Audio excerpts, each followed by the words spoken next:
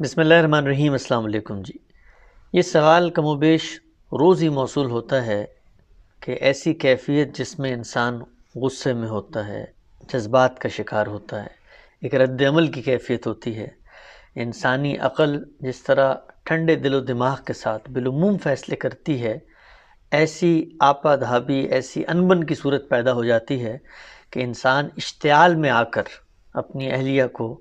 طلاق دے دیتا ہے۔ تو اس جذباتی انداز میں، اس غصے، اس مغلوبیت کے عالم میں کیا طلاق دینے سے طلاق واقع ہو جاتی ہے؟ پہلا سوال۔ اور دوسرا سوال جو بالعموم پوچھا جاتا ہے اسی ضمن میں، وہ یہ کہ اس کیفیت میں آدمی ایک کے بجائے 3 طلاقیں دے بیٹھتا ہے، تو جب وہ 3 دفعہ ایک ہی ساتھ طلاق دے دے تو کیا طلاق واقع ہو جاتی ہے؟ ہمارے استاد جناب جاوید احمد غامدی صاحب کے ضمن میں کیا نقطہ نظر ہے، وہ اپنی کتابوں میں کیا بات بیان کرتے ہیں؟ غامدی صاحب کے نزدیک رد عمل، غصے، جذبات، اشتعال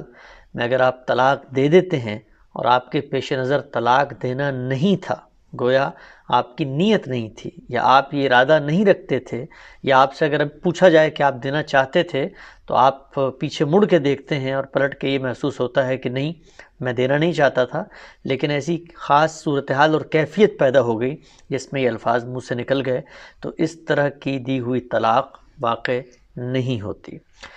پہلی بات۔ دوسری بات یہ کہ اگر آپ نے 3 طلاقوں کو ایک ساتھ دے دیا ہے، اور یہاں پر بھی صورتحال یہی تھی کہ آپ محض غصے اور جذبات میں یہ کام کر بیٹھے ہیں، تو طلاق تو اصلاً واقع نہیں ہوگی، لیکن آپ یہ کہتے ہیں کہ نہیں، میں ایک طلاق دینا چاہ رہا تھا لیکن شدت جذبات سے میں نے 3 دے دی ہیں، تو اس صورتحال میں بھی ایک ہی طلاق سمجھی جائے گی۔ اگر آپ ایک طلاق دینے کا ارادہ رکھتے تھے، بقیہ جو 2 طلاقیں آپ نے اس کے ساتھ دے دی ہیں وہ تسلیم یا تصور نہیں کی جائیں گی۔ غامدی صاحب کی جو یہ رائے ہے اس کی بنائے استدلال کیا ہے؟ اور ہمارے جلیل القدر علماء اور فقہا بالعموم جو اس ضمن میں نقطہ نظر رکھتے ہیں اس سے ہمیں اتفاق کیوں نہیں ہے؟ علماء کا نقطہ نظر ہم پہلے جان لیتے ہیں۔ علماء کے ہاں یہ بات بالکل سادہ ہے کہ آپ نے غصے میں، جذبات میں، رد عمل میں، اشتعال میں، ہنستے ہوئے، روتے ہوئے، جیسے بھی طلاق دی، طلاق واقع ہو جائے گی، پہلی بات۔ اور اگر آپ نے 3 طلاقیں ایک ساتھ دے دیں تو 3 کی 3 واقع ہو جائیں گی، گویا اللہ نے آپ کو جو حق دیا تھا 3 طلاقوں کا وہ آپ نے استعمال کر لیا۔ اب آپ کی بیوی ہمیشہ ہمیشہ کے لیے آپ سے دور ہو جائے گی، آپ نہ اس کے ساتھ رہ سکتے ہیں، نہ آپ اس کے ساتھ کوئی رجوع کا معاملہ کر سکتے ہیں۔ علماء کے استدلال کی بنیادی طور پہ 2 دلیلیں ہیں۔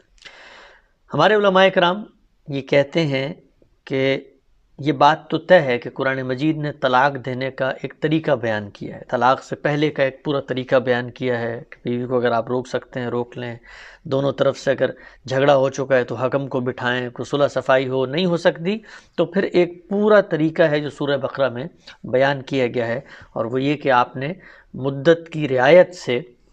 طلاق دینی ہے، اور ان دنوں میں دینی ہے جب وہ ایام میں نہ ہو، تاکہ معلوم ہو کہ اس کا پیٹ کی کیا صورتحال ہے، بچے کی پیدائش تو یہاں پر نہیں ہو رہی۔ تو طلاق کا ایک پراپر طریقہ ہے، اور ایک طلاق دی جائے گی، اور اس کے بعد وقت گزرنے کے بعد خاتون گھر چلی جائیں گی، اور اس کے بعد اگر آپ چاہتے ہیں تو آپ ان سے دوبارہ نکاح بھی کر سکتے ہیں۔ لیکن ہمارے علماء کرام یہ کہتے ہیں کہ مان لیا کہ قرآن مجید نے یہی طریقہ بیان کیا ہے اور یہی درست طریقہ ہے طلاق دینے کا، لیکن اگر کوئی 3 طلاقیں ایک ساتھ دے دیتا ہے تو اب یہ مان لیا کہ غلط طریقہ ہے، لیکن یہ دینے کے بعد 3 طلاقیں نافذ ہو جائیں گی۔ اس کی دلیل وہ یہ دیتے ہیں کہ قرآن مجید کے باقی احکامات پر غور کرنے سے ہمیں یہ معلوم ہوتا ہے کہ اگر آپ کوئی کام غلط طریقے سے بھی انجام دہی ہو اس کی، تو وہ بہر کیف نتیجہ خیز ہو جاتا ہے۔ مثلاً وہ یہ کہتے ہیں کہ اللہ نے منع کیا ہے کہ آپ نے کسی شخص کی جان نہیں لینی،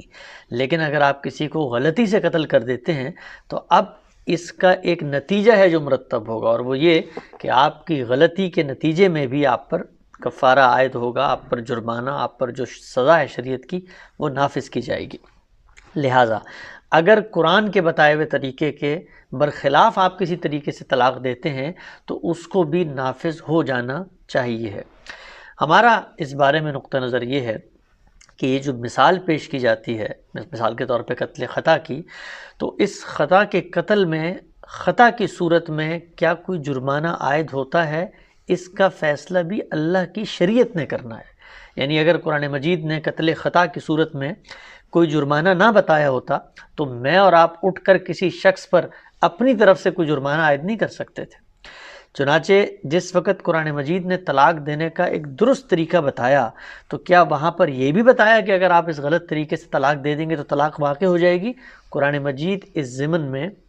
خاموش ہے۔ گویا قرآن مجید اس بات کی تائید یا اس بات نہیں کرتا کہ لازماً اگر غلط طریقے سے طلاق دی جائے تو وہ طلاق نافذ ہو جائے گی، پہلی بات۔ دوسری بات یہ ہے کہ قرآن مجید یہ کہتا ہے کہ اگر آپ طلاق دینے کا مصمم ارادہ رکھتے ہیں، ان عزم الطلاق، یعنی اگر آپ کی خواہش، آپ کی منشا، آپ کی آرزو، آپ کا ارادہ، آپ کا اختیار، سب چیزیں اسی طرف گامزن تھی کہ طلاق دینا ہے، تو پھر طلاق کا وقوع ہونا چاہیے۔ لیکن اگر کسی شخص کے پیش نظر ہی یہ نہیں ہے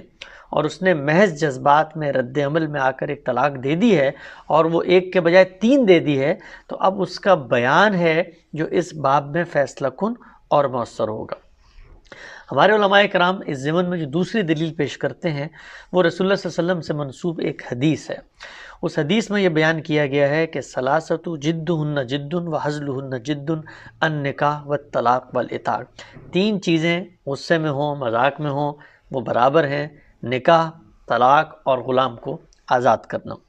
ہمارے علماء اس سے استدلال کرتے ہیں اور یہ کہتے ہیں کہ خود رسالت مآب صلی اللہ علیہ وسلم نے بات فرما دی ہے کہ طلاق جیسے بھی دی جائے وہ واقع ہو جاتی ہے۔ ہمارا اس ضمن میں نقطہ نظر یہ ہے کہ یہ روایت اگرچہ آپ صلی اللہ علیہ وسلم کی نسبت سے ثابت نہیں ہے، ایک ضعیف روایت ہے، بلکہ بہت ہی مزے کی بات یہ ہے کہ یہ جن کتابوں میں نقل کی جاتی ہے اور اس سے استدلال کیا جاتا ہے کہ طلاق اگر آپ مذاق میں دیں اور غصے میں دیں اور جیسے بھی دیں وہ واقع ہو جائے گی، انہی کتابوں میں نیچے یہ لکھا ہوتا ہے کہ یہ روایت رسول اللہ صلی اللہ علیہ وسلم سے ثابت نہیں ہے، جس کی بنیاد پر قانون سازی کی جا رہی ہے۔ تو اس ضمن میں ہمارا نقطہ نظر یہ ہے کہ رسول اللہ صلی اللہ علیہ وسلم سے منسوب باتیں لوگوں کی بیان کردہ باتیں ہیں، ان سے کوئی قانون اصلاً اخذ نہیں کیا جا سکتا۔ تاہم ہم غور کریں گے کہ اگر رسول اللہ سے منسوب کوئی بات ہم تک پہنچی ہے تو اس کا اصل پس منظر کیا تھا۔ ہماری بنا استدلال قرآن مجید کی وہ واضح اور صریح منصوص باتیں ہیں جن کی روشنی میں یہ بات بیان ہوتی ہے کہ طلاق واقع اس وقت ہوگی جس وقت آدمی یہ فیصلہ کرے کہ اس نے طلاق دینی ہے۔ گویا اس کا مصمم ارادہ، اس کا عزم، اس کا بیان ہے جو اس ضمن میں فیصلہ کن ہوگا، اس کی بات ہی حرف آخر اور اس کا فیصلہ ہی قول فیصل ہے۔ چنانچہ یہ جو روایت ہے، یہ روایت نہ صرف یہ کہ قرآن مجید نے جو اصول بیان کیا ہے اس کی روشنی میں قانونی طور پہ اگر اس کو اصول مان لیا جائے جو بات روایت میں بیان ہوئی ہے تو یہ درست بات معلوم نہیں ہوتی۔ تاہم جب ہم نے روایت پر غور کیا اور روایت کا استقصاء کیا اور جتنی رپورٹنگز تھیں ان کو جمع کیا تو اس سے بھی جو پہلو سامنے آیا وہ بالکل وہی ہے جو قرآن مجید بیان کرتا ہے۔ یعنی رسالت مآب صلی اللہ علیہ وسلم نے یہ کوئی عمومی فیصلہ نہیں فرمایا کہ جب کبھی کسی نے غصے سے کوئی طلاق دے دی یا جذبات میں آ کے طلاق دے دی یا ہنسی مذاق میں دے دی تو واقع ہو جائے گی، بلکہ ایک اپلائیڈ واقعہ ہے، ایک اطلاقی صورتحال ہے جس میں آپ نے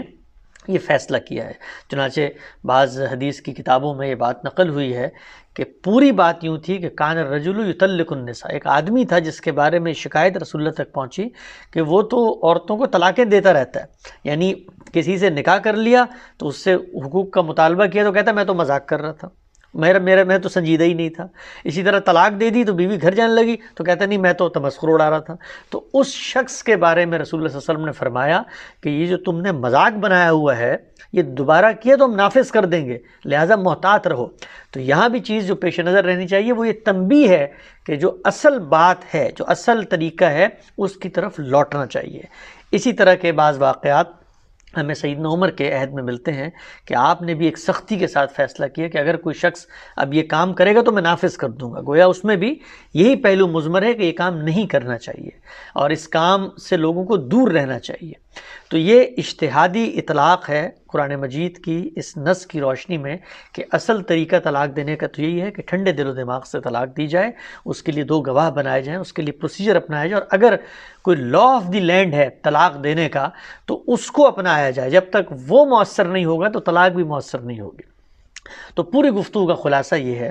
کہ جذبات، رد عمل اور ایک انبن کی صورتحال میں، ایک اشتعال کی صورتحال میں، ایک ایسی صورتحال میں عقل کام نہیں کرتی، اگر آپ طلاق دیتے ہیں تو وہ طلاق مؤثر نہیں ہوتی۔ اگر آپ کا ماننا یہ ہے کہ آپ نے جذبات میں دی تھی تو آپ کا بیان ہی قابل قبول ہے، آپ کے منہ سے نکلے ہوئے الفاظ پر کسی شخص کو کوئی فیصلہ دینے کا حق نہیں ہے، پہلی بات۔ دوسری بات یہ کہ اگر آپ 3 کا عدد بول کر طلاق دے دیتے ہیں، اور اگر تو آپ کے پیش نظر طلاق دینا تھی ہی نہیں تو طلاق واقع نہیں ہوئی، لیکن اگر آپ کہتے ہیں کہ نہیں میں 1 دینا چاہتا تھا اور اشتعال میں اور ایک چیز کو زیادہ حتمیت کے ساتھ بیان کرنے کے لیے میں نے 3 کہہ دیا، تو پھر 1 طلاق ہے جو واقع ہوگی اور آپ کے پاس رجوع کا حق ہمیشہ برقرار رہے گا۔ اس کی مزید تفصیلات اور رسالت مآب صلی اللہ علیہ وسلم نے اس طرح کے مواقعوں پر کیا فیصلے کیے ہیں، اس کی مزید جو ہدایات ہیں وہ آپ ہمارے استاد جناب جاوید احمد غامدی صاحب کی کتاب میزان میں قانون معاشرت کے ضمن میں طلاق کے باب میں پڑھ سکتے ہیں۔